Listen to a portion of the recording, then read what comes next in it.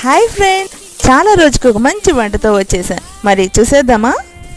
ముందుగా స్టవ్ మీద ఒక గిన్నె పెట్టుకొని దాంట్లో ఆయిల్ పోసేసుకోండి.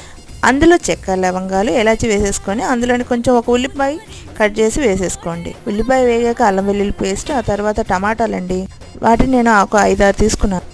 మూత పెట్టి ఒక 10 మినిట్స్ మగ్గబెట్టండి చిన్న మంట మీద. ఆ తర్వాత శుభ్రంగా కడిగి పెట్టుకున్న క్యాలీఫ్లవర్ ముక్క, కారం, ధనియాల పొడి, జీలకర్ర పొడి, అలాగే చికెన్ మసాలా కూడా వేసేసుకొని కలిపేయండి.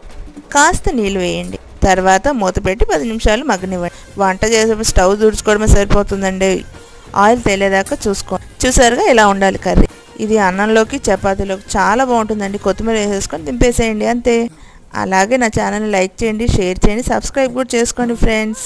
ఇలా వేడి వేడి అన్నంలో పచ్చడి వేసుకొని, నెయ్యి వేసుకొని, అలాగే క్యాలీఫ్లవర్ కర్రీతో తింటే ఎంత బాగుంటుందో. అలాగే చల్ల చారు అని చేశాను. ఈ వీడియో కూడా